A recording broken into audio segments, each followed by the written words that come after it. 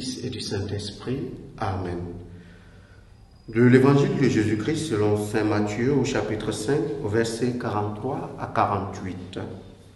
En ce temps-là, Jésus disait à ses disciples, « Vous avez appris qu'il a été dit, tu aimeras ton prochain et tu haïras ton ennemi. Eh bien, moi je vous dis, aimez vos ennemis et priez pour ceux qui vous persécutent, afin d'être vraiment les fils de votre Père qui est aux cieux. Car il fait lever son soleil sur les méchants et sur les bons.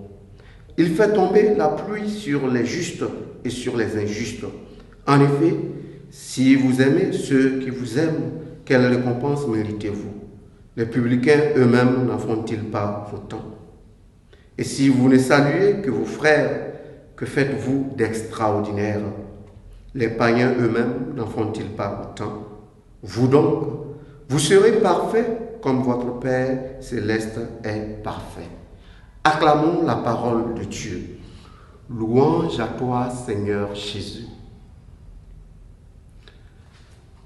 Bien-aimés dans le Seigneur, dans l'évangile de ce jour, le Seigneur nous invite à la perfection. Le Seigneur nous invite à la sainteté. Et l'évangile nous permet de prendre conscience que cette sainteté se résume en une chose: à vivre l'amour, à vivre la charité parfaite. Et c'est dans ce sens-là qu'on arrive à comprendre que l'amour est ce principe-là qui fait tomber toutes les barrières.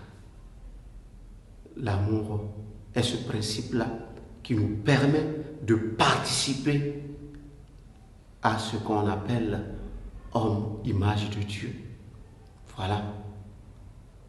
Si nous sommes appelés à la perfection, cela passe par notre capacité à être des hommes et des femmes charitables. Autrement dit, l'amour doit être le fondement de nos actions.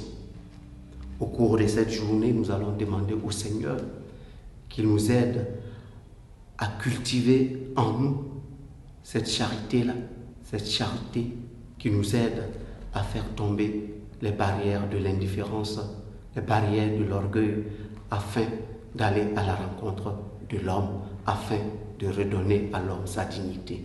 Loué soit Jésus-Christ.